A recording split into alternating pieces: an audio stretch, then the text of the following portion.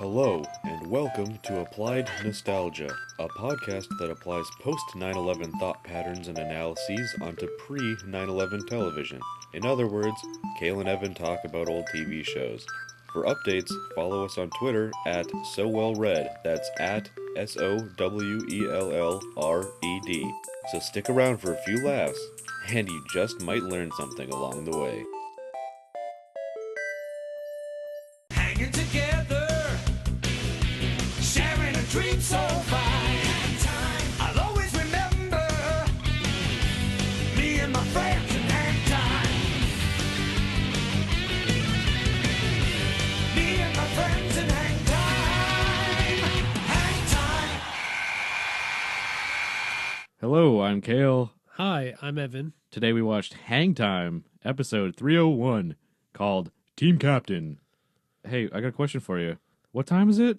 Tornado time. And then we fell down. Now that we've fallen down, let's learn to run. Because if you didn't know, Hang Time is a show about high school basketball team. They go to Deering High, even though their mascot is a tornado, and that's why they said tornado time. Deers cause tornadoes. They run in a field, and then a tornado happens. When a herd of deer run across the Canadian flats, does it cause tornadoes? Yeah. The schools that we went to, for those who don't know, we went to the same elementary school, middle school, and high school for some reason. It's like almost like we lived in the same town or something. Yeah, like a quarter mile apart. So we went to the same schools, and our mascots included an eagle for elementary school. Bullshit. That's true. I know, it's stupid, though. Oh, it is It's stupid, nothing to do with our school. but it's true. So we had an eagle, we had a panther, and we had a ram. And my college had a bomber. Really? Yeah, it was the first college I went to was a bomber, which is kind of a little That's tasteless. wrong after 9/11, in my opinion. And I mean, we're all about 9/11 here. Not that it was a good thing. No. We're just all about it. We wouldn't exist the way we are without 9/11 today. 9/11's easily one of the most memorable days from 2001. You know, I'd go so far to say as it's like top 5. Top 5, top 4. Christmas was pretty good that year. That's all I know. Christmas was so great. I got some Fly X-Men toys on that Christmas. That's cool. Yeah, They 'cause- fly like cool or fly like they fly? Both, because they were really cool, but some of them were like Storm or like Rogue, and they like flew, and I was like, whoa! Oh, man. I wish I was there. What was hot in 2001? Justin Timberlake. Oh, I got that Justin Timberlake poster. Did you get those dolls, like the NSYNC dolls? That Yes, I had all of them, and I cut a hole in the poster, and I stick my Whoa. tongue in it. Oh, it was the hole in the mouth? No, it's in the Justin Timberlake's left foot. That's interesting. I have a... That says a few things about you that I didn't know. The most important thing that says about you is that you ruined a perfectly good Justin Timberlake poster. perfectly good poster of a perfectly naughty guy. Hello, Justin Timberlake. I'd say that every day I walk into my room. Yeah, big boy. I told you that. Well, I mean, I do remember that, but I wasn't equating it to just Timberlake. I thought it was just to any guy or picture of a guy you had. Yeah. We had an eagle, a panther, and a ram. And then I had a bomber at my first college, 9/11 aside.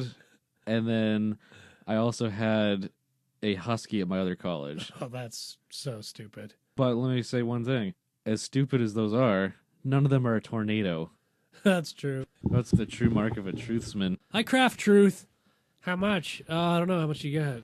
Okay, let's get back to talking about hang time. Okay, yeah, we've been hanging a lot, but we haven't been talking hang time, you know what I'm saying? Yeah, I do. So these kids, right? The show's about a basketball team at Deering High School. All right.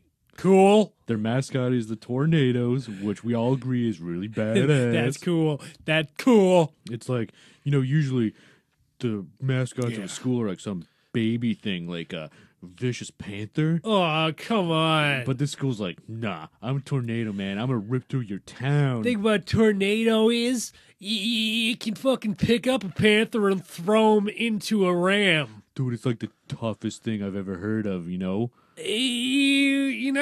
It's true. Their school's so tough that on the posters behind them in the hallways, there was a thing for roller skating. That's cool, man.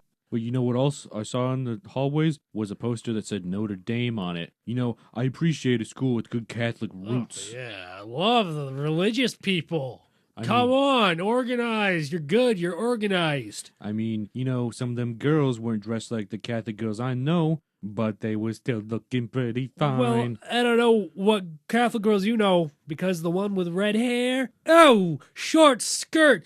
Good looking face. Talk about an Irish Catholic meatball. Hey, baby, that's a spicy meatball, you know? Meatballs are from Ireland, right? I ate some Irish soda bread. I said, hey, is this Coke or Pepsi? They said, neither. It's Mountain Dew. I thought it was 7-Up. I've had 7-Up varieties. That's because you go to Irish McDonald's, right? Yeah, just about every Wednesday. Oh, fuck you. Actually, you know what an Irish meatball is? A potato. Hey, that's pretty funny. Yeah, I actually opened with that. I started doing stand-up a couple weeks ago. Hey, get this bit. What's the deal with TV? If I want to look out the window, I'll look out my window. Hey. Oh, yeah. I'm gonna tell my cousin about that one. He'll book you on some He'll shows. steal it. Your cousin's a fucking fraud. Don't you talk about my cousin Tony like that. What you talking about, Willis? My name's Kevin. Hey, Kevin Garnett here. Kevin Garnett here playing on the Brooklyn Nets. For some reason, I sound like a 40s white guy. Hey, I'm Kevin Garnett, guys, and it's Entertainment Tonight. Boo-doo-doo-doo-doo. Hanging with my friends. Entertainment Tonight. So yeah, they have their mascot's the Tornadoes, and their show opens with them getting ready to practice for basketball Yeah. because the whole show revolves around them playing basketball. Ain't that a thing? After they get up from falling when they say it's tornado time, which is always the best way to start practice, is potentially hurting yourself by falling down on your teammates, right? Don't stretch, baby. Just work out your glutes, girlfriend. I mean, I know you're a big sportsman. I love sports. I always play sports. How often would you say you fall down on your teammates to start a practice? Let's put it this way. You heard my jokes, right? Yeah. Well, I have us all falling over each other before every practice because of sense of humor, baby. So they really think you're that funny? No, they don't, but they're polite. Maybe it's just your garlic breath. They're just kind of falling down and passing out because you're so disgusted. I work at the Olive Garden. Oh, you scraping some of them breadsticks? I steal 5 breadsticks every time I work, and they don't even know because I'm so sneaky. I'd ask you where you sneak them, but it's clear you sneak them in your tummy. I put them in my pants, and then I do a little dance, and then I go to France. Those are pretty good rhymes. Yeah, you're almost like a rapper. Flo, I got Flo, right? Yeah, the insurance girl, right? Hi. What's Flo's? Hi, I'm Flo. She doesn't really have a catchphrase. State Farm, but that is cool. That just mixed like Farmers Insurance and State Farm together. State Farm, da. Life insurance. You know what's kind of weird, actually? That State Farm and Farmers Insurance are like two things that exist, and they're both farmers. You know, Jeffersonian democracy emphasized respect for the yeoman farmer, and I think that's where it gets its roots, okay? Well, you know, I don't really believe in anything unless it's in a gold-backed society and economy. Buy gold. Buy tin and gold and weld it together into a bike. Know what you do here? I'm going to give out a little trade secret, if you will. You buy some tin and you buy some broccoli. No. Heat them both up in the same pot. You get some gold. That's right. I'm an alchemist. Oh, I've heard of alchemists. So they're standing up after they fell on each other from tornado time. I assume they do tornado time every day when they practice. I'm only theorizing about tornado time. You're only a man. You can't read into one episode of some fucking good show and expect you to be Nostradamus over here. So they're about to start practice. And they go, well, it's hard to start practice without any basketballs. And then Mary Beth goes, I had to go buy some new balls.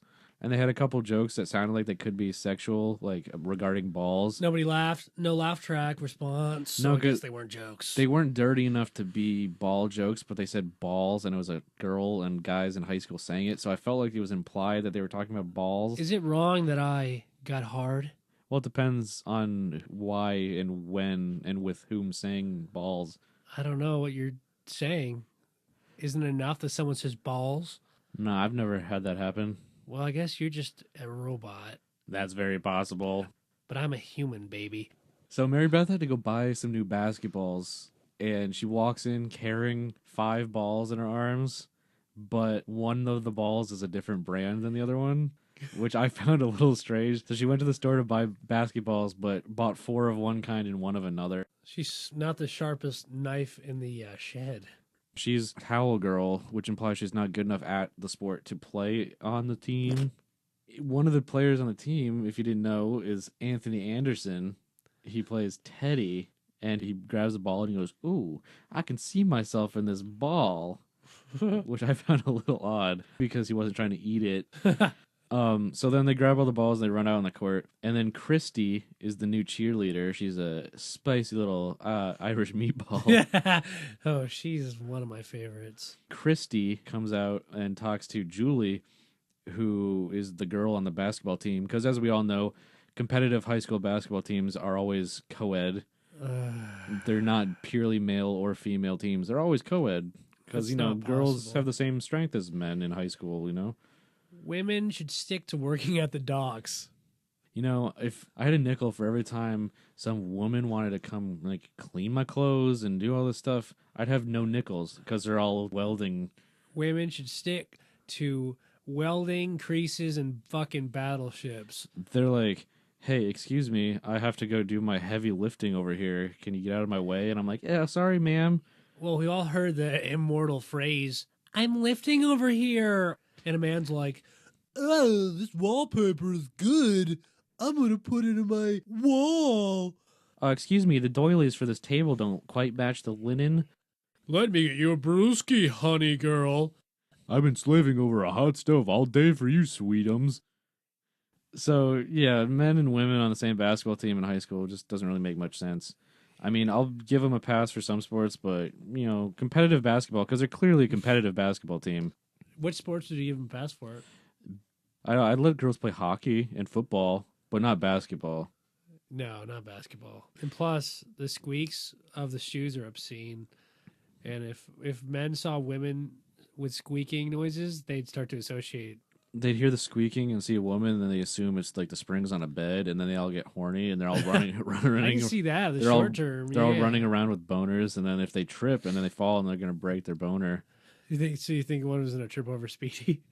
Yeah, the Speedy the Tornado is their mascot. They dress a dog in a little tornado costume. He's the cutest. But it's like, it's kind of sad because if a guy trips over Speedy when he's like actually going to get with the girl he's been in love with for his whole life, then he's going to be in the hospital and not be able to have sex with her. That would be terrible. I know. Completely hypothetical. Move over. Hang time. I got a basketball to play. So Christy's the new cheerleader. Julie is the basketball girl, and she wants to be the team captain. That's her whole spiel in this episode, if you will. That's her purpose. They say there's this new guy coming to join the team today because it's the first day of practice, even though they have everyone on the team already, so it's not tryouts. It doesn't make any sense. I'm letting it slide. I'll let it slide also. Apparently this guy is so good that he just transfers into school and gets a spot on the basketball team. So Vince is one of the kids on the team, and he says, "Oh, this new guy, Michael Manning, lit me up for 42 points at summer camp. He's a real hot dog." And then everyone's kind of like, "Hey, man, he's really good. We're excited to have him on the team." Wow. I remember this also. This was a good part of the episode. Reggie Theus is the coach, who was a Chicago Bull. He was obsessed with his looks. He had a Jerry curl when he played in the NBA and like would spray it down at halftime. I'm not even kidding. Oh, God. But yeah, he took himself very seriously. He's like thought he was the prettiest and had the best hair in the NBA. Like he straight up was really concerned about it. That's not even a joke. He's not kidding. If you could see him right now, you'd be sickened by his seriousness. I am serious. I have Bulls games from '80 that he played in that prove my point. So he's not lying. And we all know that Reggie Theus is the great actor. He's Shakespearean trained. He's really good reciting offsides. Nice. That's a joke. Yeah, I offsides. actually do like that one. Even though there is no offsides in basketball. Yeah, whatever. So Michael shows up. The hot dog shows up. And he's like, "Oh, hey guys, I'm pretty hunky, but I'm just joining the team. So don't treat me like anything but a cool dude." It's hard not to, I said. Michael Manning shows up, and Vince is like, "Oh, I bet you don't remember me. You scored 42 points on me." And the guy's like, "Toughest 40 points I ever had." So he's like trying to give him credit, like he was really good at playing defense. Slam dunk diplomacy. And then Teddy's like, yeah, what about me? Michael Manning says, Teddy, you got a sweet jumper from the 3-point line. Everyone knows that. Ooh, smooth. And like, I was going to ask you, since we didn't get a chance to talk about this, did you know that about Teddy? Yes. I've seen every episode of Hang Time. I hope you knew that because he said everybody knew it. And if he didn't know that, then Michael would be a liar. Or he's saying that I'm no one. Oh, that's true. Or he's saying I'm unique. Oh, do you think he's saying I'm unique? He might be. Like I was saying earlier in the kitchen, there's nobody else like me. Yeah, we were talking about like what characters we relate to in Parks and Rec, and you were like, I don't relate to anyone because I'm really unique. I don't relate to anyone because there ain't nobody that's nothing like me because I am a trailblazer. You ain't like me and you ain't like me. And I'm pointing at hypothetical people. It's funny that you say you're a trailblazer because that's a basketball team. But also, I was going to say, I'm a little bit like Ron Swanson. Is that the guy with the mustache? Yes. Is that because you also have a mustache? Yes.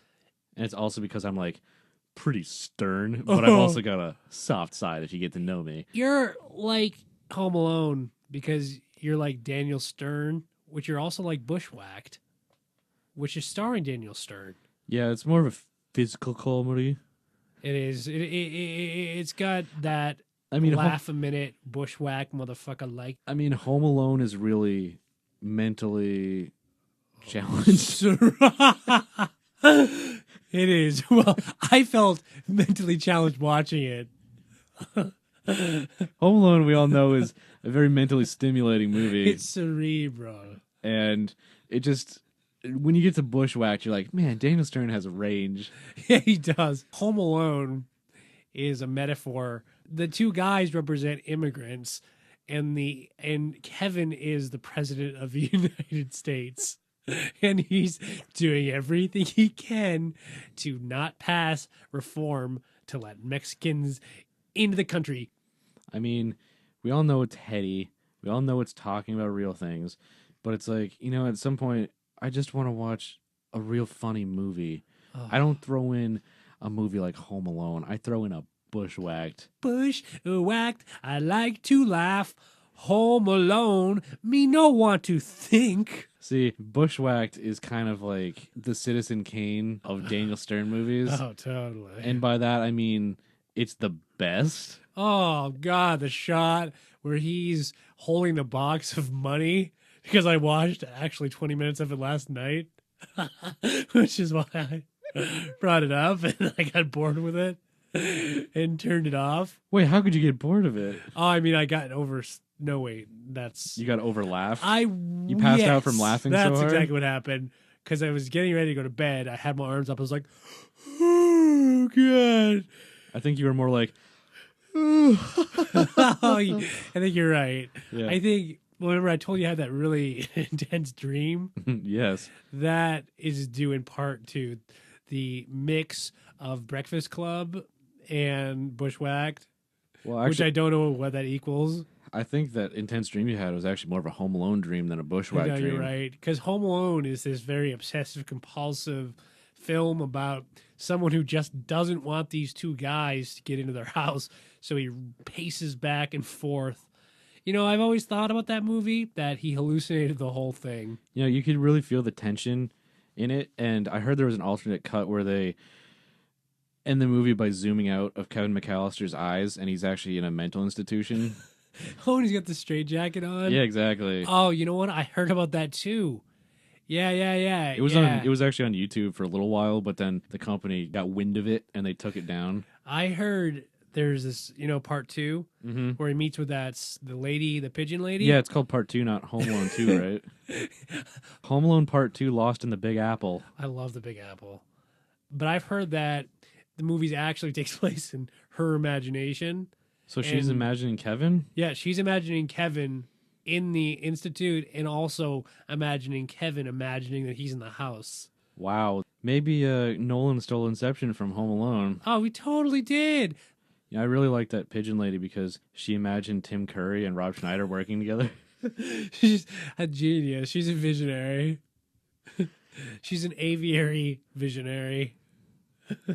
She also imagined them making the video game of Tim Curry chasing Kevin McAllister around the Plaza Hotel and looking like he's blowing him when he's getting caught.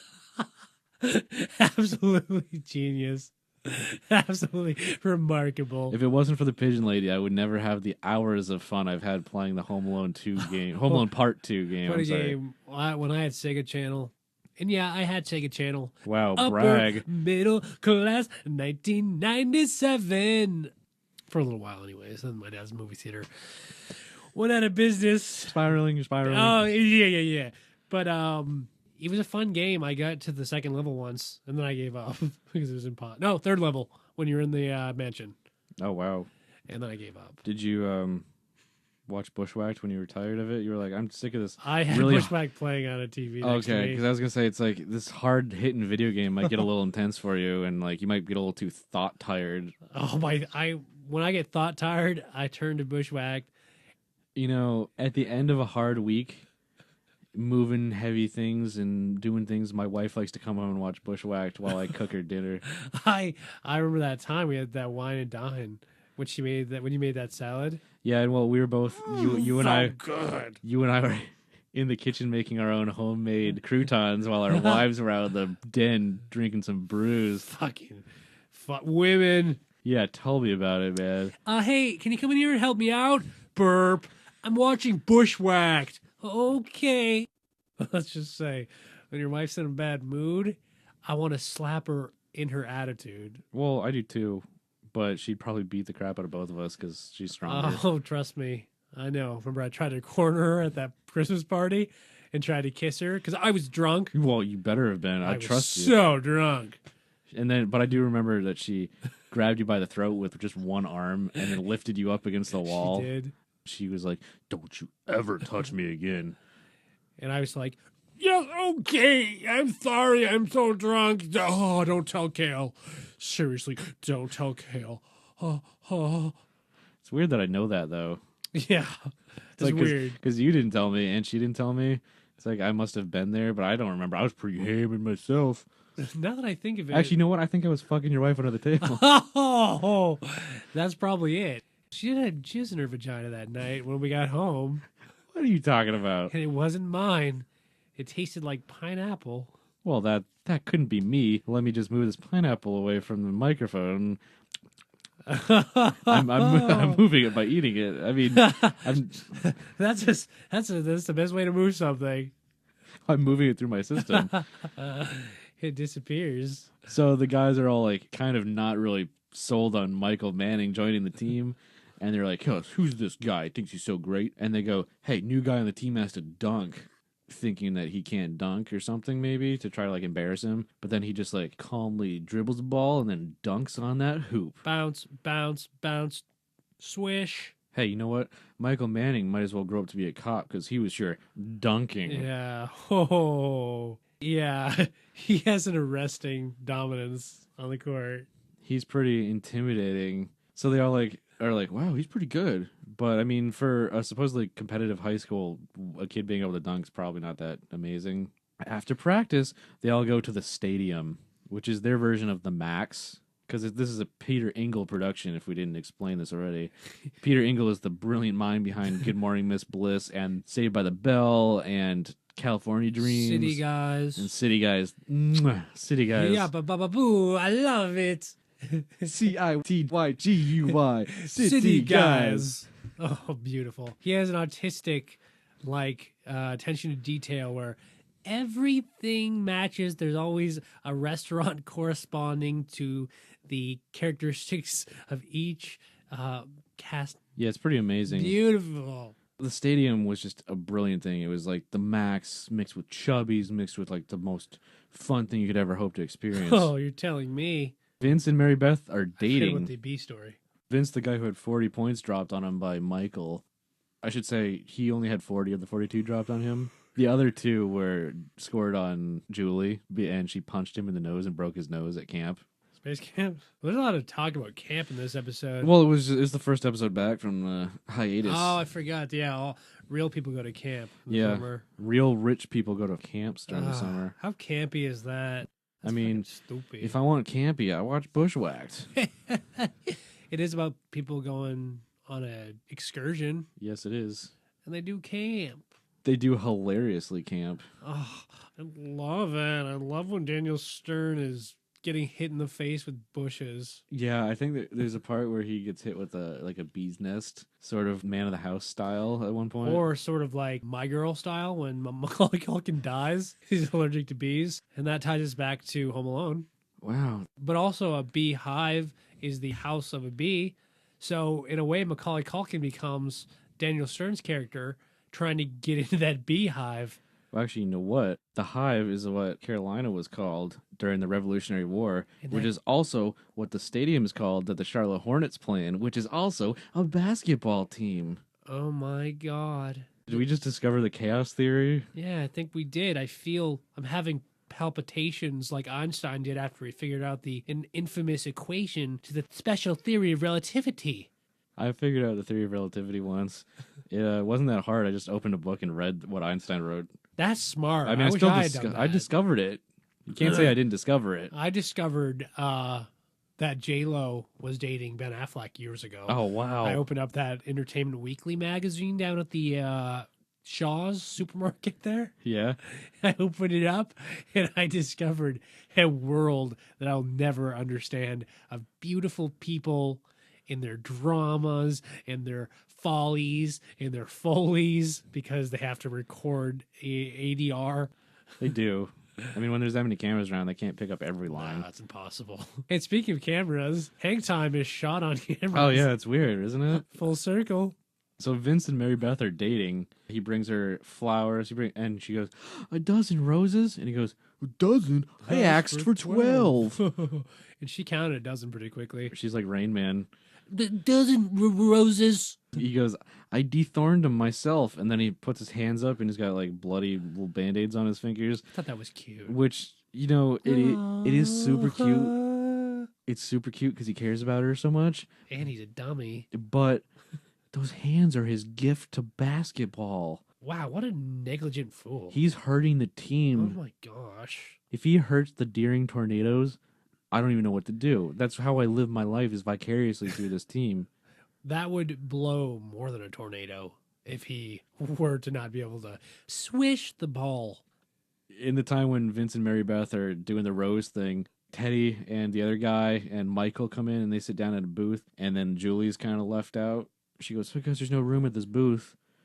And even though there's a whole half the booth that they didn't sit in, they just all crammed in next to Michael on one side. Got some issues. She's threatened by Michael's goodness at basketball and goodness of looks and goodness of grades and goodness of hair. Goodness and... of character. Exactly. Oh, yeah, Michael. So she goes, "Looks like there's no room for me." And then she comes over to Mary Beth and Christy's table, and Vince is over there giving her the roses. She goes, "Hey, can I sit with you guys? There's not much room over there with Michael." And then Vince goes, "Michael's here?" And then he gets up and runs over there. So then the girls all sit down, and Mary Beth goes, "Hey, I feel really bad about something. I went to space camp this summer." Classic 90s. I love Space Camp. So she went to space camp this summer, and she kissed Ryan when their car broke down, and she feels really guilty They about showed a it. clip of it. And then they showed a clip of them standing on the set somewhere with the lights turned off, sort of, and... No, it was nighttime. Oh, it was on location? They had to know. They just shot it in the studio at night. Oh, okay. They shut the windows and waited. There was a car sitting there, and the hood was up, and then he goes, "I think it's the radiator." She goes, "Don't touch it." And then he like burns his hand on the radiator. Ouch, that hurt. I'm fucking dumb. I did exactly what you just said not to. And then they turn and face each other, and in this romantic moment, they get really close, and then for some reason, they're about to kiss, and then they both, like, dip their heads down at a weird angle that I've never seen two humans kiss at before. It was beautiful. I don't even know what to say. It was like watching Michael's arms when he's doing a jump shot. That moment was about as great as Teddy's sweet jumper. That was as great as when Teddy wore that jumper. Oh, yeah. Oh, he looked so good. He filled out that jumper. Oh, he filled out my date card for that night. I talked to him and he was like, "Yeah, sure, baby." But he thought I was a chick because I dressed up as a chick. Well, why'd you do that? Because I wanted to have sex with Teddy. You wanted to seem really manly for him? Yeah. He was like, "Yo, you got too much testosterone." And I said, "I'm no ostrich, you fucking basketball chump."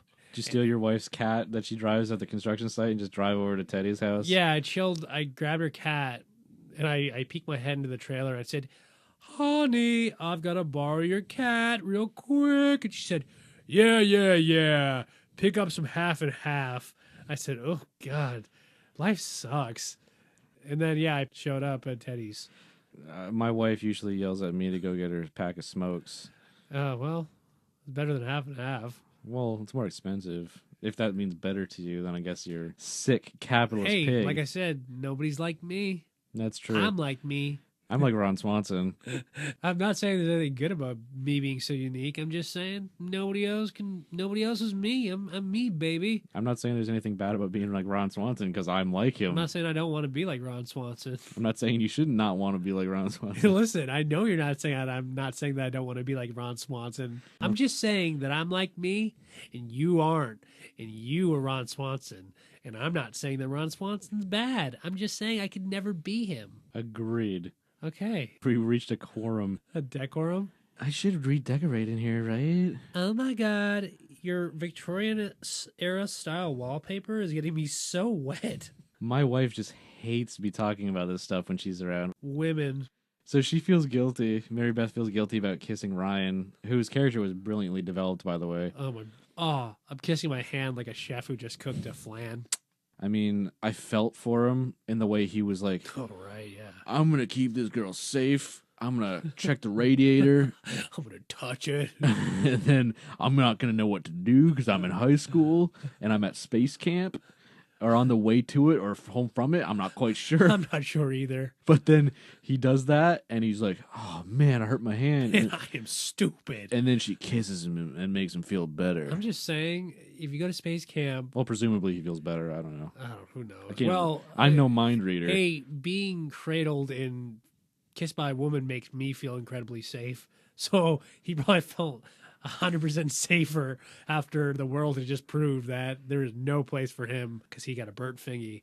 But when they teach you in space camp, like, don't touch engines. Don't get me wrong, I don't know that much about it, but I feel like you have to have some sort of grasp on reality. Yeah, don't touch something that explodes things to function. But that's what he did. Save the day. Speaking of save the day, Michael Jordan. Michael Jordan he saved the day in in Game 6 when he played against the Jazz. Segue. She feels guilty, blah, blah, blah. Next morning, they go to school, and she goes, oh, I stayed up all night. And then Christy's like, hey, where were you? You were supposed to meet me at the donut place. Donut World? Donut World or Donut Town or something dumb. And then Julie's like, oh, I would have met you, but I stayed up all night. Christy goes, I gained 6 pounds waiting for you. I believe it. So that means I'd say a donut weighs conservatively 3 ounces. So that means she would have had to eat 30 donuts at least. That's nut hole. Plus, like, probably a cup of coffee or two. And so she ate 30 donuts and a couple cups of coffee while waiting for Julie. And, like, you think she'd be smart enough to go, she's probably not showing up. Hey. Once you get to, like, the 10th donut, you're probably like, maybe I should pack it in here. She did. She packed it in. I don't mind that she eats those donuts because you know that I have a crush on her. Yeah. It all went to her ass. I won't tell your wife about it, but I know you have a big crush on Christy, Yeah. the cute redhead in the show. She's super cute. I don't care what you say. I didn't say anything. You are always saying women aren't attractive. Oh, wait a minute. That's interesting. You always say women are attractive. Well, I mean, I only say that because they're so much more manly than I am. That's true. I hate that about women, too. I don't want to be bossed around by them. I'm sick of getting beaten in arm wrestling by my wife. I'm sick of your wife attacking me when I try to sexually instigate things with her. It's weird because I'm actually okay with that. Well, you said you don't really like her anymore. I did not. Yes, you did. That was off microphone. I'm sorry. I forgot that we were recording. I just get really heated when I talk about your wife. You know what? Well, since you're going after my wife, maybe I should continue to go after yours. I mean, I did kind of fool around with her at the Christmas party. Fucking piece of shit. I'll kill you, I swear to God. So anyway, Yeah. Michael Jordan was really good at basketball. In basketball, And he actually got divorced from his wife and then remarried recently. So maybe that's a thought for one of don't us. segue back to the thing we segued from. You're fucking up the flow. I'm doing a double segue, man. God, you're like zigging and zagging. I'm like Inception. I mean, I'm like Home Alone Part 2. Oh, now it's... So you're like the fucking bird lady thinking about Kevin, thinking about a house, thinking about a video game, Yeah. thinking about Michael Jordan. What I'm- if we're just products of Michael Jordan's imagination? So we're in Michael Jordan's solipsistic reality. I hope so. God, if Michael Jordan had enough time to invent us, I feel really bad for him. He's really just good at one thing, basically. And Yeah. we're one of those things he's not that good at. We're wizards. Yeah, we're like his tenure on the Washington Wizards as a GM. That's for all you basketball heads out there. And not just fools like me who had the basketball players throw basketballs at my head. To be fair, you weren't very good at dodgeball. No, I wasn't. Well, it's because I always tried to initiate it during basketball games. Because I saw a ball and I said, dodgeball. Because I'm wacky like that. Because there ain't nobody like me. It's because they died out. Ha, the welfare system's the only reason that, hey, I haven't died. And I'm not even on welfare. It's just the thought of one day getting a disability. It's just the fact that welfare exists is keeping you alive. It does. It makes me, it's always a security blanket for me to fall into. More reason for everybody listening to vote Republican. Yeah, that's what I'm saying, folks. You know, really indirectly. After Christy says she gained 6 pounds waiting for Julie, Julie says, "Would you stop talking about you? I want to talk about me." I want to talk about me. I want to talk about I want to talk about number one. Oh, I. What I do, what I feel, what I see, what I want, what I something. Oh, I like talking about you usually. But occasionally, I want to talk about me. I want to talk about me. Yeah, that was a good needle drop. I put that in there. That was the original song that you just heard. Toby Keith. So then she talks about how she still feels guilty about kissing Ryan, and then she walks away from that conversation and sees Ryan. I mean, she sees Vince. Oh my god, I got Ryan on the brain. She sees Vince, and then she says, "Vince, at space camp this summer, I kissed Ryan," and then he breaks up with her. Yeah, pretty quickly. She's like, I just wanted to be honest with you. I'm going to be honest with you. We just broke up. Then it goes into the basketball court again, and the team, and by team I mean only the 6 people that they could afford to have run on that small, not regulation court. They were all running a suicide, which, for those who don't know, it's baseline underneath the basket to the foul line, baseline, half court, baseline, 3/4 court, baseline, full court. And if you don't run it in 30 seconds, they make you run it again. I thought they made you kill yourself. Well, that's what you feel like when you do it. It's called a suicide, you know. So So you have to run it a certain amount of time, and Teddy, who was Anthony Anderson, he couldn't do it because, let's be honest, folks, he's kind of fat. he's a big fat guy. So the coach is like, "Oh, come on, you got to do it again." And then Anthony Anderson goes over to Reggie Theus, and he's like, "Come on, what's a few seconds between brothers?" And then Michael comes up to him and he goes, "Come on, Teddy, we'll all run it together."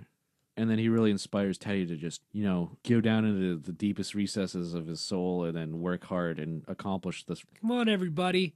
Let's fucking run with Teddy. And then they do it. The thing about Michael is, if he shows a lot of qualities of leadership that I personally try to strive for. I like him. I like what he does. Kind of like the original basketball playing Michael that we've talked about a couple of times. Yeah. This Michael seems like the Michael I want to be like. And yeah, with this Michael, what I enjoy is it's not such a gamble with everything he does. This Michael might not quite be as good on the basketball court. Fucking wash your mouth out with soap. This Michael might just be a little bit worse, but he's way better at life. Yes, because Michael Jordan, let's face it, folks, his life is a fucking mess. Tell him about what happened with Obama. Well, you see, Michael Jordan became the first billionaire athlete, right? All right. First step in the wrong direction. And then the other day, Michael Jordan says President Obama is a shitty golfer. Oh, yeah. Obama comes back at him and he goes, "Hey, you know what? Maybe you should take care of the Hornets." That is spicy stuff. All I know is that Michael Manning understands the people behind the basket. He wouldn't call the president bad at anything. No, Michael Manning would be like, "Hey, Mr. President, you're doing a great job." Michael Manning follows orders. Michael Manning helps the economy. He does. Oh yeah, but I also wanted to ask you, because Anthony Anderson is in the show and he's playing a high school. He is very fat. He plays an entire high school. I'll get to that later. Actually, I got it somewhere else. So anyway, after they run the suicide together, they go into the locker room and there's a Reggie Miller poster on the wall, which I think is a little odd because Reggie Theus was not a Pacers player; he was a Bulls player. But yeah, he did not play on the Pacers, so there's no reason to have a Pacers poster other than Reggie Miller was popular at the time. Unless they're trying to establish that this is in Indiana somewhere.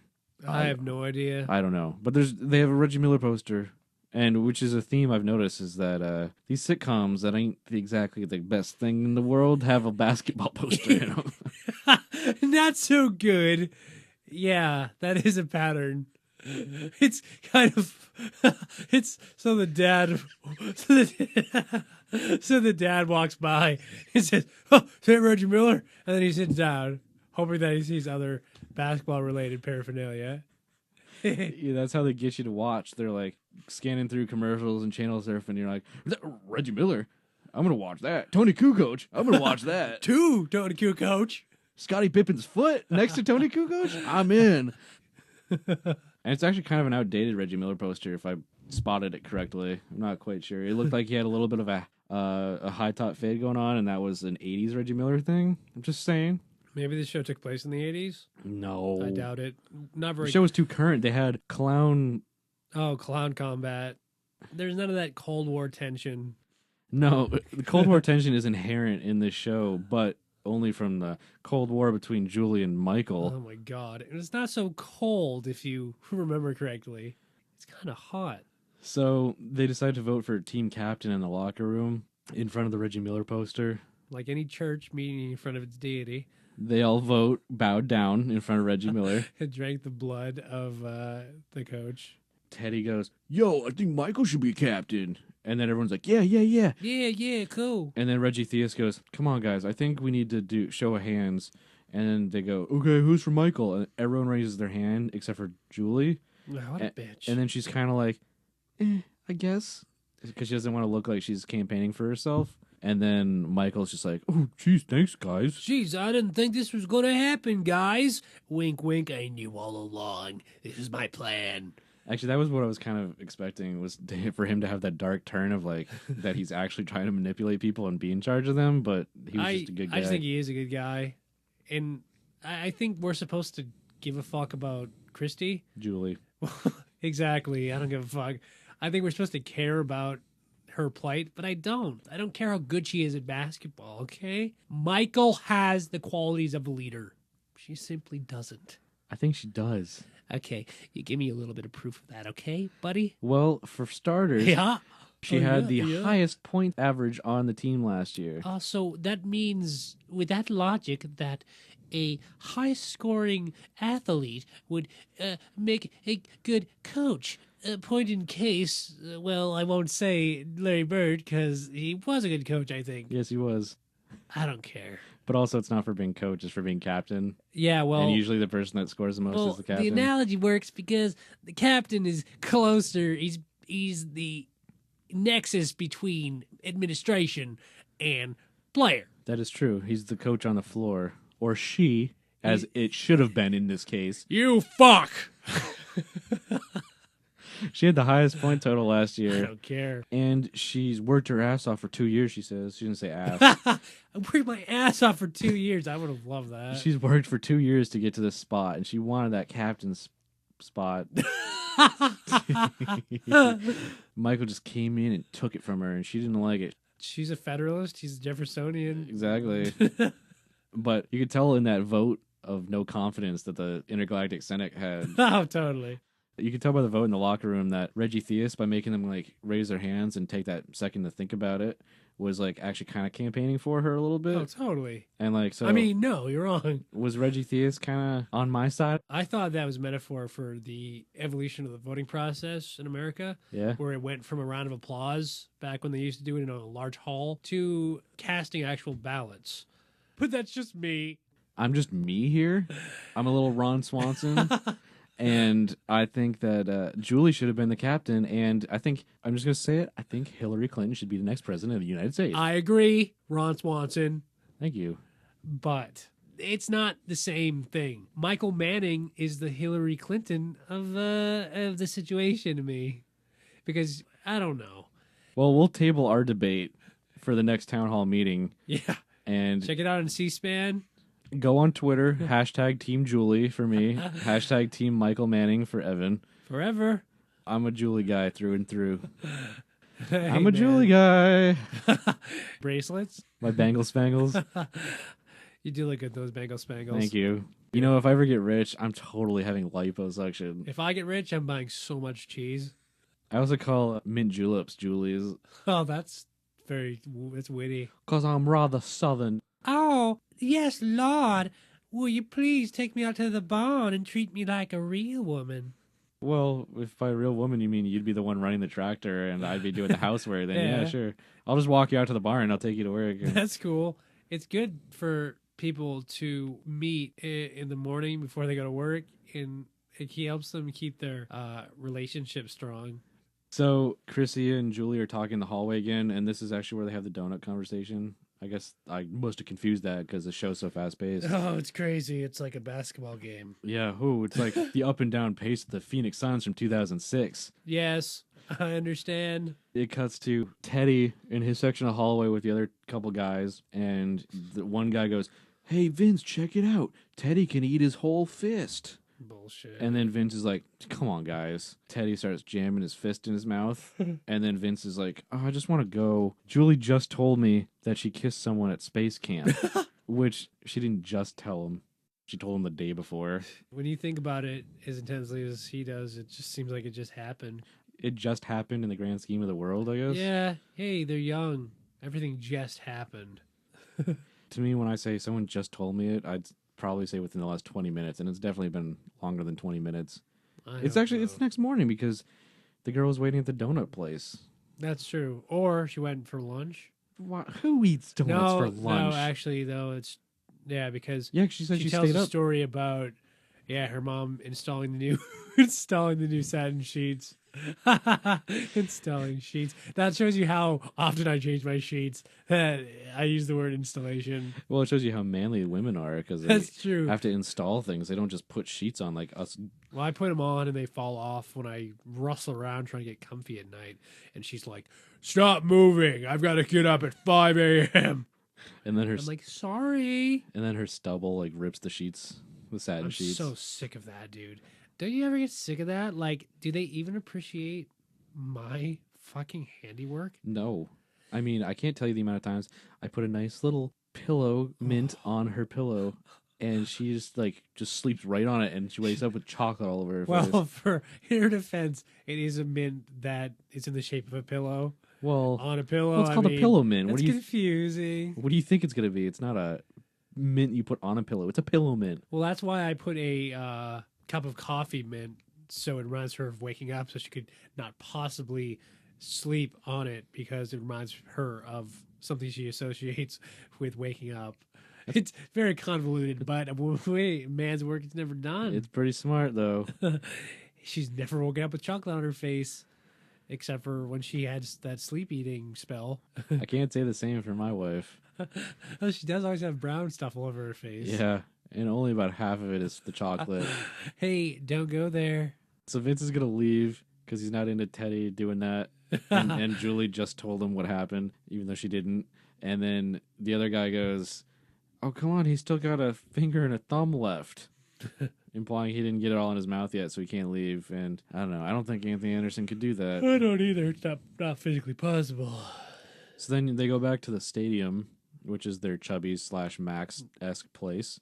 And Julie's like sitting there at the table, and she's got like a massive plate of onion rings and French fries, So many French fries and like so many. a disgusting amount, really. Too many. They were like special cut fries, like steak cut, I think, when they're kind of organic. Okay, yeah, They yeah. look really good. Oh my god. Dude, I could have crushed a few onion rings if you know what I'm I could saying. have crushed a few plates. I could have cleaned a few plates while my wife was at work, or playing hope you did. catch with my boy out in the yard. Chrissy's like, hey, Julie, you can't eat that stuff. You know how bad it is for your arteries? And then Julie's like, "No, I don't care." And Christy goes, "You would if you knew about your cholesterol. I learned about it from the open heart surgery I watched last night." And then Julie's like, "That's gross." And Christy says, "Yeah, well, you got to learn it when you're going to be a doctor." Yeah, okay. So not only is she like the new hot cheerleader, she shows up at the school and instantly becomes a cheerleader, but she also is going to become a doctor. I don't buy it. I don't buy it. You can't be all those things. I don't know why. You just can't. I want to know how this effing B word Okay. can eat 30 donuts and then yell at this chick for eating a couple French I fries. didn't even think about that. I mean, one girl is just eating them because she's bored. The other girl is going through a traumatic breakup because she kissed Ryan. Let her eat a couple fries. Yeah. So, wow, what a hypocrite. Well, that's how doctors are. You've heard all the stories about those kind of doctors. Yeah, those quacks. They smoke and they eat, and then they tell the guy walking in there, don't smoke, don't eat fries. But they do it themselves, man. It's hypocrisy at the highest level. I mean, my wife went in there and they told her she had to watch her cholesterol so she couldn't eat her steaks anymore when she came home from work. I bet that was a night of anger at the Curlet household. Yeah, I tried to get her to eat some steamed broccoli and cauliflower, and she was like, "This is what food eats." Your wife, she's got that rapier like wit. You know what she reminds me of? Who? Red Foreman. She's a little bit like Red, but she has a full-time job. Don't speak ill of Red. If he hears this, you're gonna get your ass kicked. Yeah, so she's not allowed to eat her red meat anymore, and she just she did not have that. Well, I'll remember that next time. I'm gonna be honest with you. The only thing I can think to bring over is baked chicken without the skin and celery and carrots. I don't know. That's all I can think to bring over. That's pretty nice of you, actually. That's exactly what is recommended. And I just hope to God that nobody brings her over a burger and she sneaks out to the garage and eats it, and you catch her. Yeah, as well, she's eating well, it. then my son's friend catches her I hope. Oh shit! and blackmails her so she could get some beer. Oh, I can see that happening. To be very honest with you, we gotta be very vigilant about this. I'm gonna go out in the garage and I'm gonna count how many beers are out in that fridge just to Yeah. make sure. You really should, because this is this could be bad. You know the old saying, "Those who host lose the most." Oh no, it's I can't true. have these kids drinking beer in my house. No, you gotta keep them down in the basement. Yeah, maybe they'll have one. Maybe I'll let them have One beer on Christmas, That's fair, one right? on Thanksgiving. So after Christy wants to become a doctor, Vince shows up and he's talking about how he's seeing a therapist or psychiatrist to get over this breakup. Shrink. And then she goes, "Oh wow, you're seeing a psychiatrist for this?" And he goes, "Yeah, Frasier." And then so they actually referenced Friends earlier too. So two of the hit shows, because the other person said, they're not really friends in real life. So that was the other thing. It's like that's another pattern of shows that aren't very good. Yeah, referencing other They things. reference other sitcoms. Yeah, chaos theory, man. Yeah. So then he goes, "Yeah, you're supposed to do a couple things to like pay me back for the mean thing you did. So you're supposed to do a couple nice things, and then maybe I can forgive you and get over this." So she goes, "Okay, what is it?" So he hands over a massive list, like, the stereotypical like joke list that a really spoiled kid would have for like Christmas. And it just like rolls and rolls. Hey, are you calling me spoiled? Yes. I mean, I've seen your Christmas list and it's huge. It's beautiful. You're just asking for all kinds of coasters and pot holders and things like that. What can I say? I need my kitchen to be fully equipped, and I'm like a stand-up comedian. I like to have all new material every year.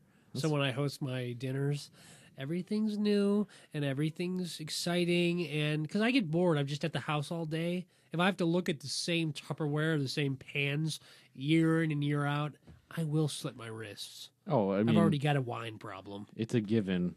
I'll come over sometime during the day and we'll have like one or two glasses at like 1 o'clock. 1 o'clock. What's the big deal? I mean, we got to watch our stories and then get a I little. don't have to pick the kids up till 3. Exactly. It's going to wear off by then. Don't worry And about even if it doesn't, people drive all the time, a little tipsy. I'm Yeah, good at it. I mean, I don't, but some people say they drive better with it. Well, I'd like to say wine gets me relaxed, and I just feel like I'm a better driver when I'm a little tipsy. Yeah, people always say you drive better when you're about to fall asleep. I do. I don't. I'm not thinking about this and that. I'm just thinking, wow, I'm tired, and I want to get back home and sleep. So I drive really fast, and I And you close your eyes. I close my eyes. Periodically, I do this little micro sleeps, micro transactions with the god of they're sleep. called mini naps, right? Yep, you have to do them if you're tired. If you don't, eats away at your brain. Mm-hmm. I've heard that. So I've heard it's kind of like having a tapeworm eggs in your brain. If you don't, it's exactly the same. if you don't take mini naps, then the little like pockets open up in your brain, and you like lose some of that knowledge that we have. And I mean, what am I gonna do if I forget where my potato brush is? I don't even. Well, it's like that time you called me up before Easter. You couldn't find your baster. Oh man, that was rough. Oh my God, your wife was not happy because her parents coming for dinner Yeah. on Easter. And I'm not a big fan of the old in-laws. If you know what Yeah, I'm saying. you don't got to tell me that. Let's just say they would rather not have us be married. That's the best way to put it. But they don't like you. I tell you not to, but you're always trying to win them over. I know. I can't help it. Like I had a 20-pound ham that I was actually making for them, and I needed that baster because I mean I made this great little glaze out of brown sugar, and I was Beautiful. coating the ham, and I had a little pineapple in there and some cherry, some maraschino Ooh. cherry, and I was gonna baste the thing, and my baster just went missing. Didn't you find it in the garage? Yeah. Wasn't she oiling screws with it? I think you know what? It was either that or maybe like Kelso did something with it. You know what? He would. He's just always, I mean, he's kind of a dumb kid, but I let him hang around because He's my not kid likes bad. him. My kid likes My him. issue with his father is, no, mother. His father left. No, his father's Tim that's- Reed. No, that's Steven Hyde. I know I get that. so confused. There's all sorts of kids in the neighborhood. Yeah, well, us with our little man brains, we don't really. I don't know what I'm talking about. All this knowledge just kind of goes in and out, I don't. Hey, I'm good for cooking, cleaning, and complaining. That's all. Some would say I'm a little good at nagging too. Oh, I would because I've been around when you want more allowance. Actually, you know what I bought my wife for Christmas? I go, yeah. I got her a little apron for like the rare occasions when she cooks, and it says "Kiss the cook" on it. Oh, and I bet you do. Oh, you Hey, better don't, believe it. Don't let me around the house when she's wearing that. Oh, I won't. I gotta warn you because I do follow directions. Okay, if I read something, I'm gonna do it. I also gave her the apron with the like bikini girl on it. Oh, that's very sexy. So it's like it makes her body look like complete garbage. Did you try to make love to her while wearing that apron? Yeah, I cut a hole in an apron because I'm also Jewish, as we've established. Oh yeah, So I have to have sex through a hole in the sheet, and I was like, an apron's close stuff to a sheet. virtually the same thing. I mean, really.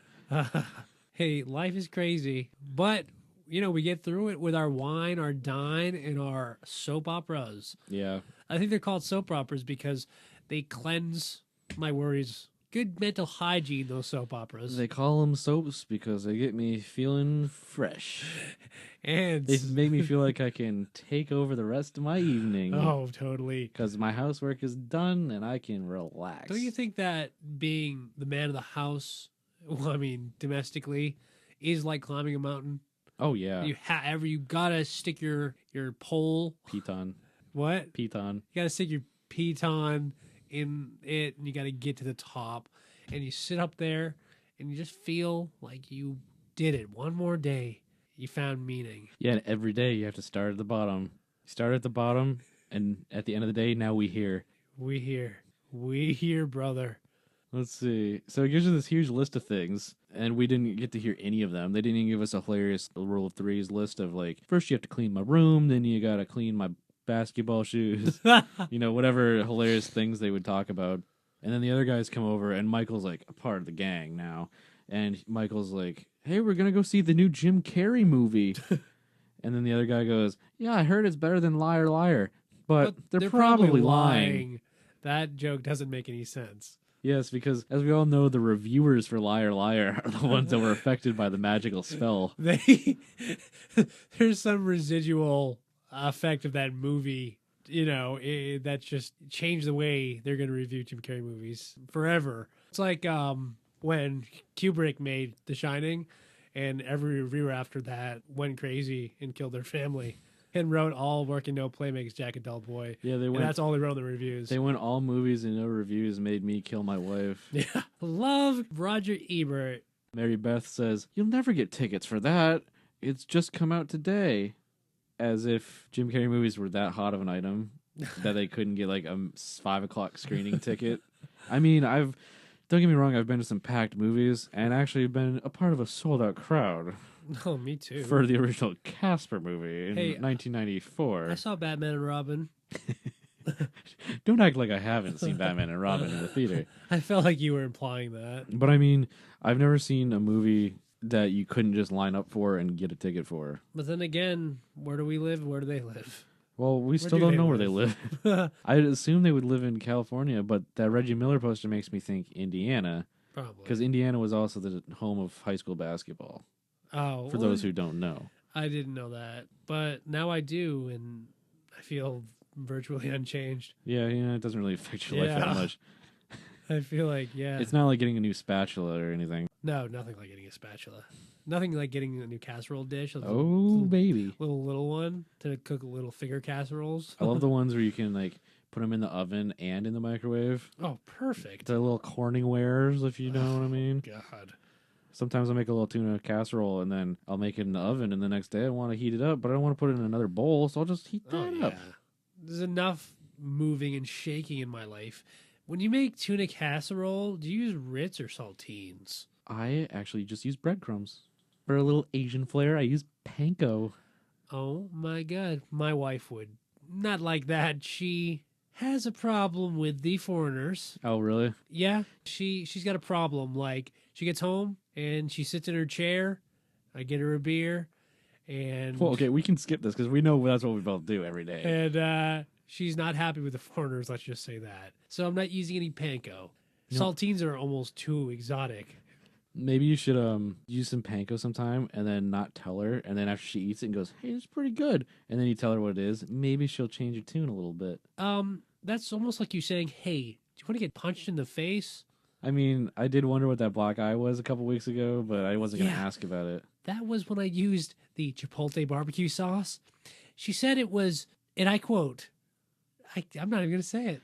Did she say something along the lines of, "This ain't South Carolina style"? In so many words. Well, let me give you a little hint. You know that thing that's behind your body, but part of your body? Your back? Yeah, you know that thing that you get when you jump in a pool? Excitement? Close. It's it's related to moisture. Wet. Yeah, and she said, "Is that some kind of that shit?"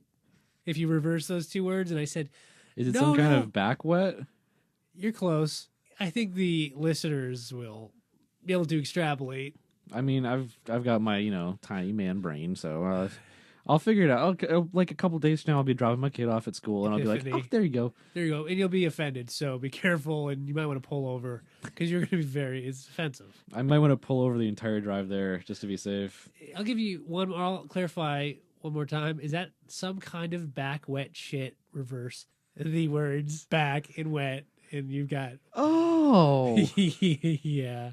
That sounds like kind of a mean thing to say. It's very mean. It's ignorant. And I mean, all you did was try to give a little spice in her dinner. Literally. Literally. And figuratively. So she says you can't just get a ticket for that movie. And I'm not believing that. She goes, "You'll never get a ticket for the 8 o'clock show or the 5 o'clock show." And then they go, "Well, what if you get in line and you get a ticket for the 8 o'clock show, but you wait there since 5? Something like that. Or like you go there after school and you wait in line. Scheming. Basically, to get back at her for kissing Ryan, Vince wants her to wait in line for tickets for the entire group of people. And she does it because she is a good girlfriend. Yeah, she wants to heal the relationship. I think my wife could take a few notes from old No, Mary I Beth. agree. You should show her this episode. I might. But don't say anything No, that would ruin it. That's like my wife asking if I want to go to the gym with her. Ugh. I'm just like, what do you think? I'm fat? And I gotta say, she does. And then she's like, fine, I'll go by myself. And I'm like, oh, why are you going to go by yourself? You don't want to spend time with me? I say that to her all the time. And she's like, I'm just going to go. I need to work on my bench. I wish my wife would work out. She still works on her bench though, but it's one made of wood. Yeah, she's always out in that In the garage garage. whittling, you know? Yeah, she's a whittler is what I call her, and she slapped me for that once. She did not appreciate that. You just walk up behind and kiss her on the neck and go, you're a whittler. I did. She did not like that. I'm telling you.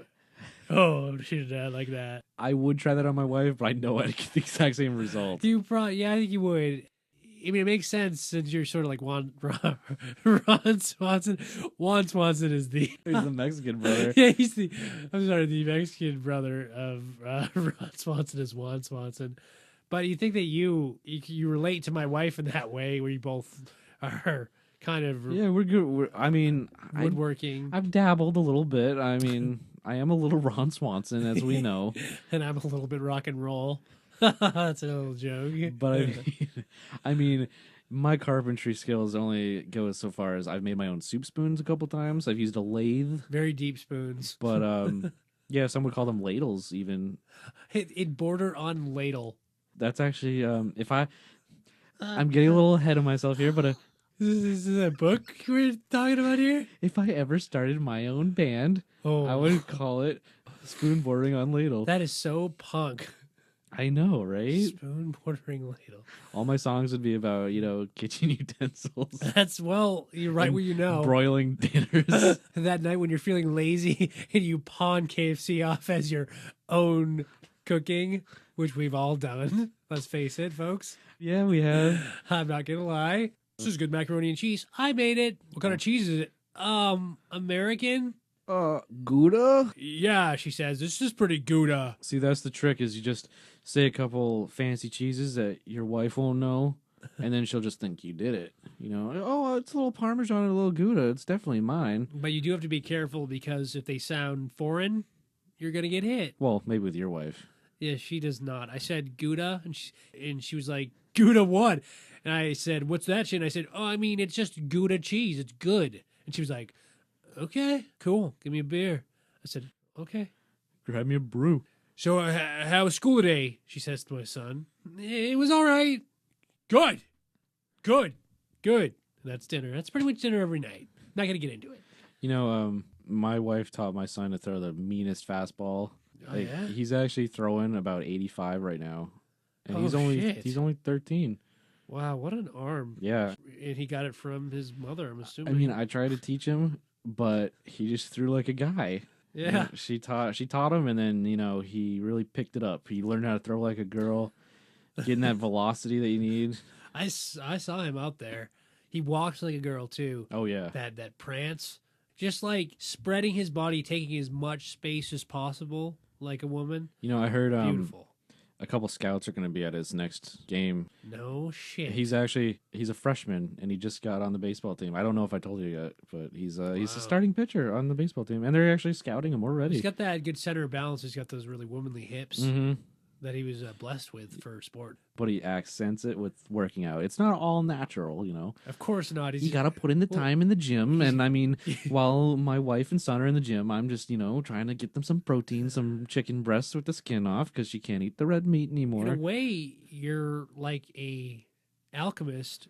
Yeah. You're toiling away, Well, I mean- creating contraptions. How else do you think I figured out the recipe for gold with the broccoli and the Yeah, I assume the you, tin and the you broccoli? came upon it somehow. That But- must have been dangerous, though, in the first few Yeah. conceptions of that. Well, the trick is like I was trying to heat up the broccoli and I put it in the microwave in the tin foil, Ooh. and next thing happens, I got some gold going.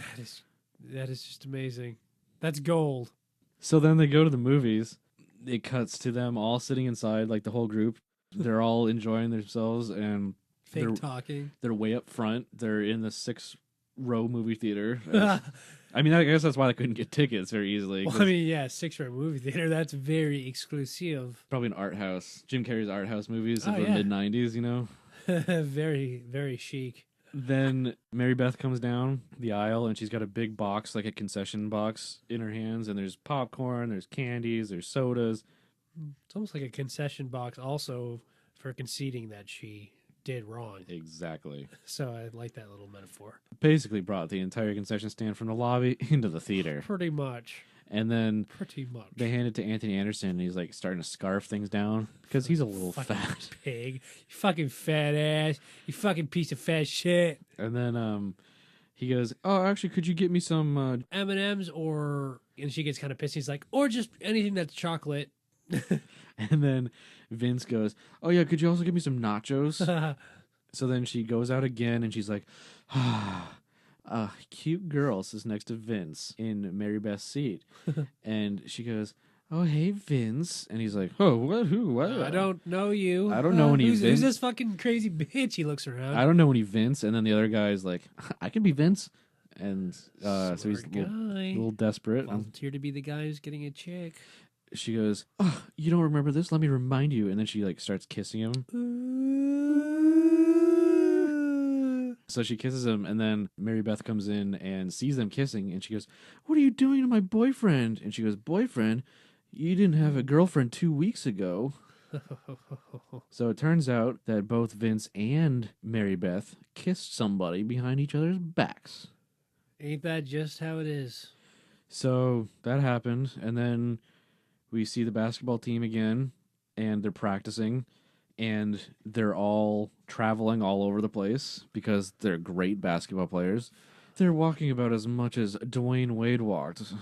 I don't know what that means. Did he walk a lot? No, but there's one gif of him taking like 7 steps without dribbling and didn't get called for anything. Oh, yeah. They can't play basketball. No. They're all a bunch of Dwayne Wades out there. They're all, I get that now. They're all traveling around. They're traveling so much they're like Carmen Sandiego over here. They're traveling so much, I thought we were watching a documentary on Lewis and Clark. Thank you very much. Sacagawea. They're traveling so much it's like that book by Steinbeck, Travels with Charlie. They're traveling so much, it's like they were on the road. That book by Jack Kerouac. They're traveling so much it's like they needed some traveler's checks in their pockets. Hey, they're traveling so much, it's like I was watching Tommy Boy, and they were trying to save the Callahan Brake Pad Company. Callahan Auto. I know. But they did expand, and Yes, they had a brake they pad facility. expanded to having a brake pad facility, but to get it functioning, they would have to get an additional loan from the bank. But the tragic and unexpected passing of Tommy's father resulted. But luckily, Dan Aykroyd helped him at the end. And you thought he was going to be a bad guy. Well, he was kind of a bad guy, but they brought the news cameras in there, and Tommy pretended he had Yeah. dynamite on him, but it was just hot dogs. I've got dynamite on me. That's my impression of Chris Farley. They're traveling so much. It's like they're a member of Travelers Insurance. They're traveling so much that John Popper was in the court playing his harmonica, who is the lead singer of the band Blues Traveler. Yes, for all you dummies who didn't get that For all one. you dumb D's, crocodile dumb D's. This ain't a Did you get it? basketball. This is a basketball. They're all traveling around. They're like kids after high school for a year in Europe. They're all traveling around. They're like Napoleon, except for they murdered less people. They're all traveling, just like that group of gypsies that travels from town to town. They're all traveling around like the people in that show, The Riches, starring Eddie Izzard, that was on FX, and they were traveler people. So they're traveling a lot. And then Michael was open and Julie had the ball and she threw up a bad shot. And then Reggie Theus was like, tweet, tweet. And then they all went over there. And then he goes, Julie, we drew this play up for Michael. And she goes, what? All right. And then she drives over to the corner. That's what they call it when you move the basketball and you walk with it. You drive over like in a straight line. So cool. So she gets over the corner and then Michael's there and she throws like a bad pass at him and he doesn't catch it. And then he goes, oh, what the heck? And then she goes, it was called a pass. Try catching it next time. Slam, baby to damn. So he was pretty upset about that and they kind of get in each other's face a little bit. And then she is at the stadium again and she's playing an arcade game because it's clearly her thing to play arcade games. Oh, yeah. We've seen her play them twice now. Once in a different episode that we watched about 2 minutes of. She's like playing the arcade game and he walks up behind her and I was like, oh, is he going to molest her on a pinball machine? That should have happened. And then it would have been much more interesting. Would have been poignant. But then Michael says he needs her help and the team needs her help and blah, blah, blah. And they kind of patch things up a little bit. And I noticed in that, when they show the stadium again, there's pennants and stuff around on the walls because it's supposed to be a sports place. And there's stuff for the New York Yankees. There's stuff for Wrigley Field, which is the Cubs. There's stuff for the Knicks. That place is just a mishmash of any sports memorabilia they could find. It's like the Epcot of high school basketball auditoriums. Yes, even though that was the restaurant. Oh, well, it's like the Epcot of restaurants Sure. near high school. It's like the Planet Hollywood of sports memorabilia. Yeah, That's better. It's like the Planet Sports. That still didn't help develop where they were. I don't know if they're in Indiana or wherever, but there's I don't know. There's New York stuff. There's Chicago stuff. There's Indiana stuff. There's I don't know. I'm It's like confused. the supreme pizza of restaurants. It's like, hey, I guess that's why they were traveling because they're all really well traveled. They all like every fucking team in the country. Yeah. Also, we see Mary Beth and Vince talking to each other, and they're both saying, "We're doing stuff behind each other's backs. We just need to be honest with each other." And then they get back together. I like that part. Which That is- was a good resolution. Yeah, they both did one thing wrong, and it was the exact same thing somehow. How convenient. And then they were like, okay, we're cool. We either need to break up or get back together, so let's stay together. And they were like, okay. So, that's kind of like my marriage. It's like, we're just kind of in it for the convenience at this point. But, I still do love her, and I want to stay with her. I can tell that you love her.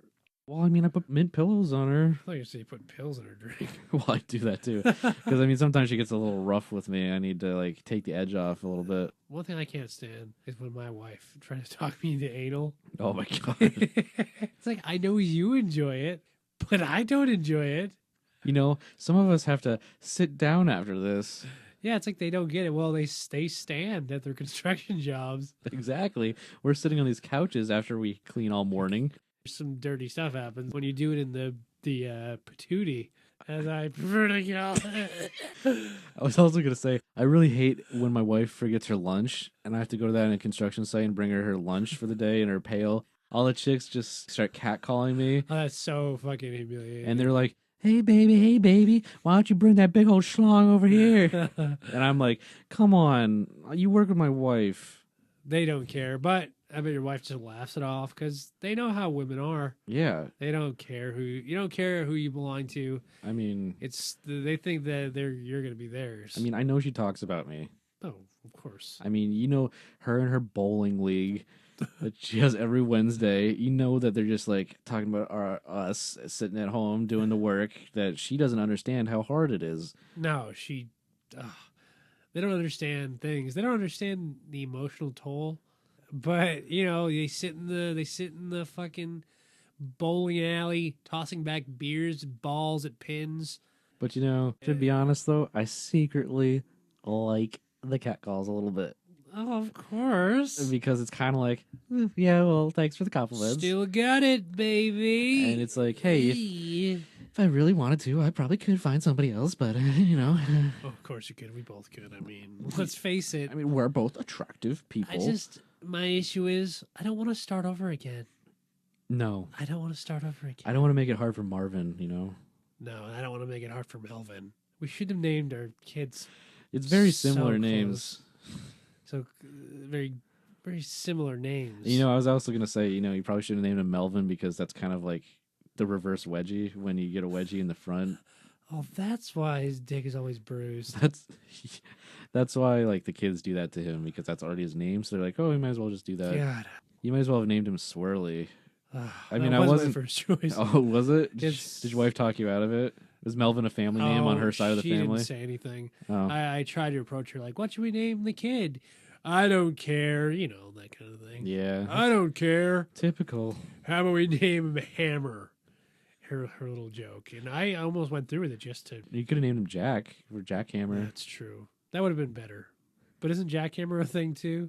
It's a sex thing. Oh, yeah, but I don't think a bully's going to be like, yeah, let me jackhammer you.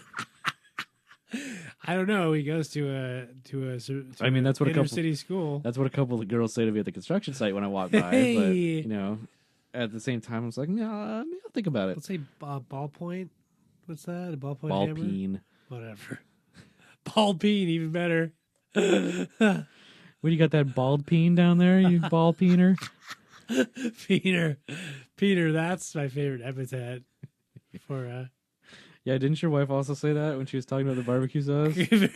something very close to the word Peter. Back wet Peter. If you can decode that, you'll know what I'm talking about. So then Julie tries to leave the practice because they're back at a practice now. She's not really dressed, and everyone else is coming in, and a guy literally grabs her by the shoulders, and he's like, "Stop! Stop! Stop! Stop! Stop going places! You belong to the team." She's like, "I'm just not feeling it.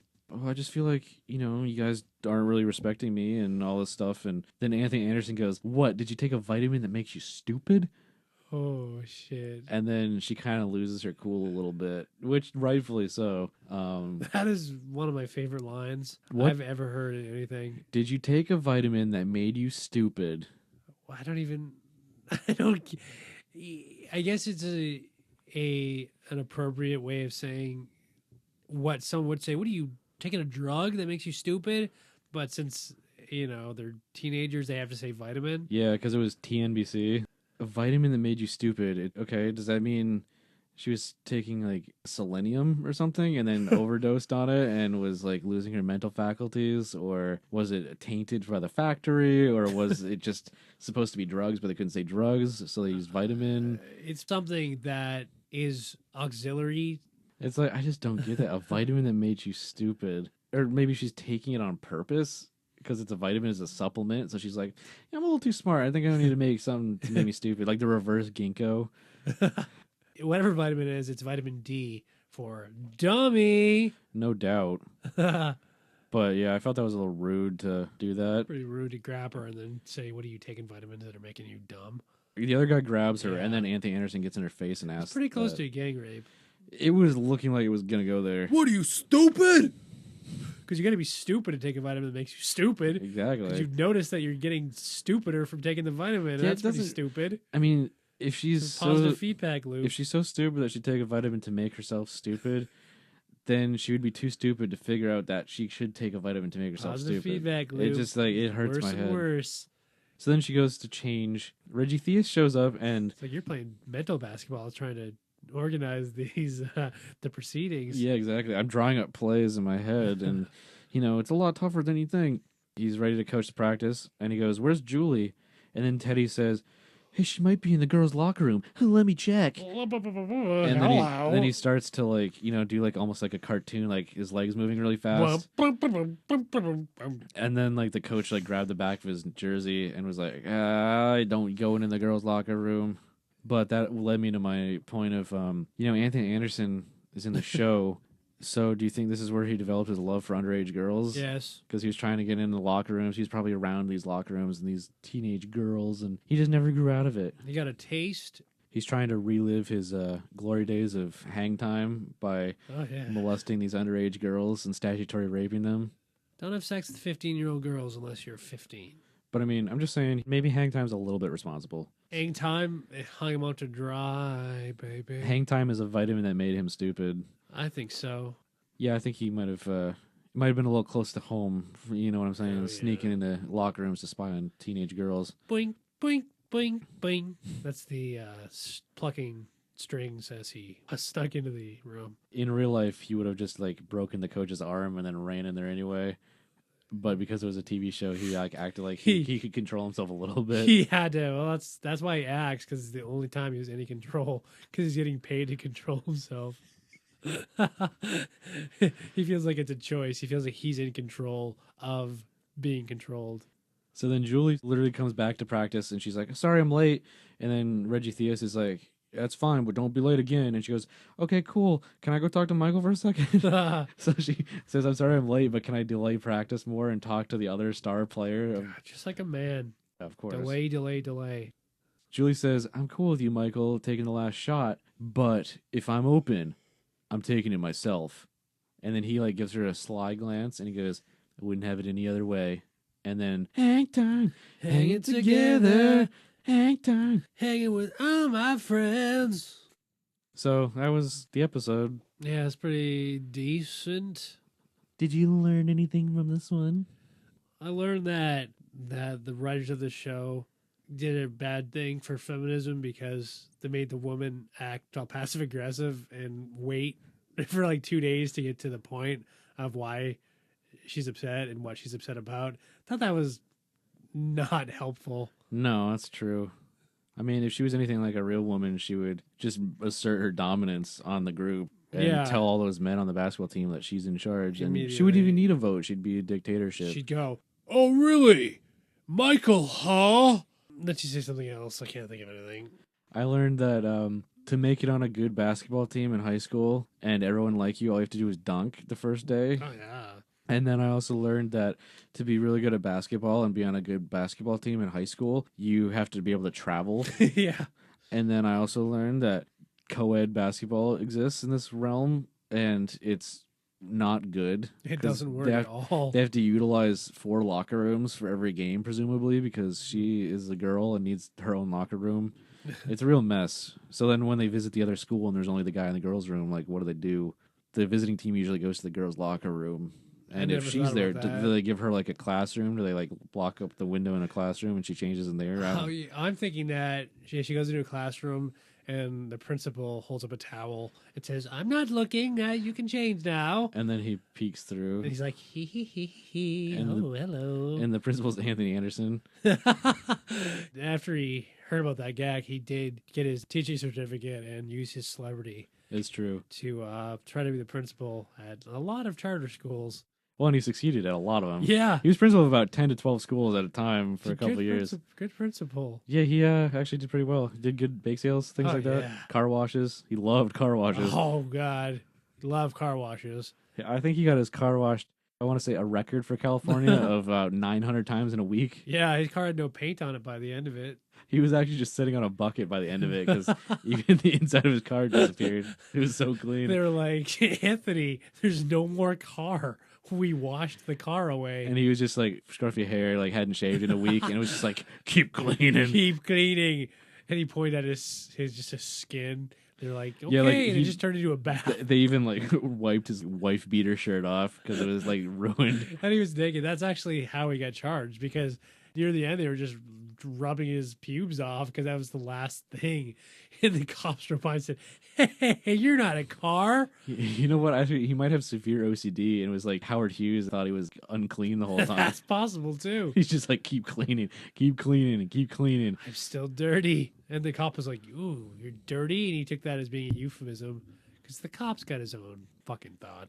Cops. Want another crawler? Hey, is that some weird smell? Is there some, like, a bundle of it in your drawer in your refrigerator? Yeah, I do believe there's some bacon around. Oink, oink. You know, I had a rough enough day when my wife told me I didn't clean the bathroom well enough. I don't need to get pulled over for speeding when I was going the speed limit. Ugh, God. 26 and a 25. Sorry, officer. I've got a kid and a wife, and Yeah. I got to go home and cook dinner, and I just got a Glade plug-in, and I'm really excited to smell it. My kid's got his baseball. I got to drop him off. He forgot his cleats. I had to run home and get Ugh. those. Ugh. And then I still got to get things ready for when my wife gets home from work. She's going to be mad. Ugh. People just don't understand, you know? They don't understand. You know what? Okay, I'm going to ask one final question before we wrap this up. Do you have any household tips you'd like to share? Yeah, if you want your room to smell good for when you and your wife lay down for the night, Oh, yeah. possibly on your anniversary. That's the only time I really feel like it because, you know, Me too. I'm just so That's 'cause tired. it's special. It's not about looks or visceral No. things. It's about something that means It's something. commemorating the moment. Yeah, it's just history in the making. And you know what? Actually, sometimes I say I have a headache. I don't really have a headache. I do the same thing. Oh my God. Sometimes I hit myself in the face so I would get a headache so I don't feel like a liar. Because I'm so sick of the lies. I'm so sick of lying to myself constantly. Actually, I just have a pounding headache from mulling over my shitty life. I actually Yes. get nosebleeds sometimes too. I don't know. I should probably check Happens. that out. Well, If you say it happens to you too, maybe I'm it's fine. no big deal. Okay. It's just don't worry about it. But anyway, about your tip of making your room Oh, smell okay. good. Get 2 scented candles. Mm-hmm. What Light the- flavor? Midnight, which smells like midnight, Okay. and then rain, which smells like rain. Okay. Light them at the same time. Oh my God. Get a cinnamon stick.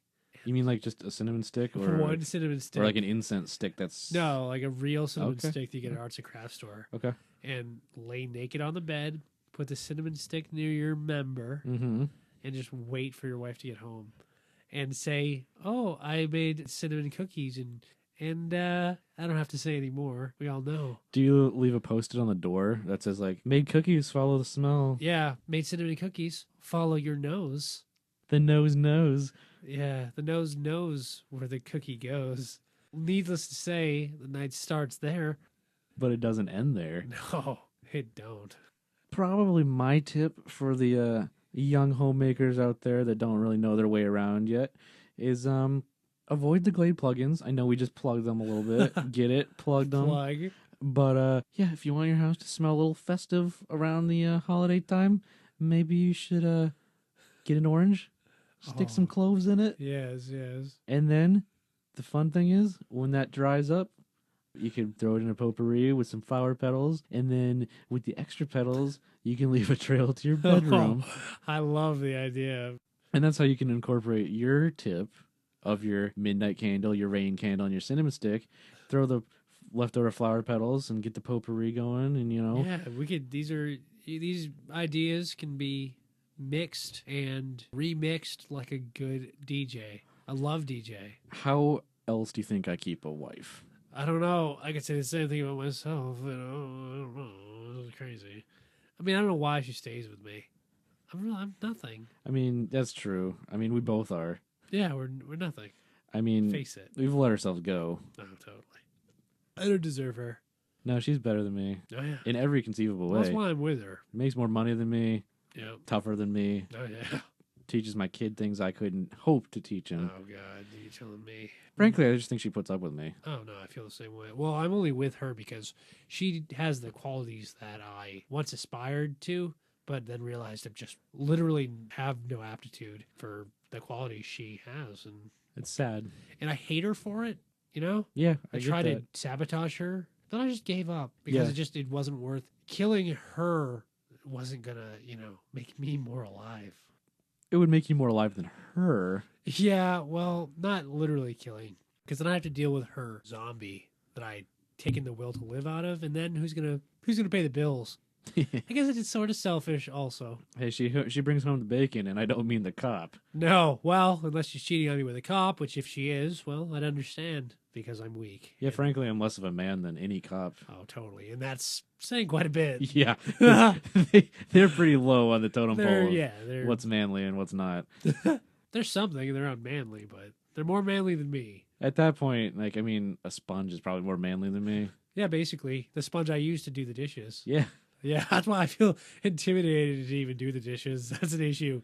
That's why for years I didn't do the dishes because I quaked in my boots when I had to pick up the sponge. Well, sometimes instead of doing the dishes, I actually just lick the plates clean and then cry because, I'm just so down on myself. Was that the year you gained like 500 pounds? Yeah, it is. You had to eat all the leftovers. I had to ride around in a rascal scooter. I didn't want to say anything because you notice I never said anything about you being in that scooter. I just acted like we always used handicap entrances and elevators. That was really cool of you to build that ramp for me to come what over to can your I house. say, but I acted like it was for my son's Pinewood Derby car, and I made that all up. We do what we can. we're going to have to cut this short. Yeah, I need to get that new recipe for Yes. pumpkin bread from you. So I'll write that down after we pause this, and we'll get back to you guys next week. We'll see you later. This has been a So Well Read production. So well read.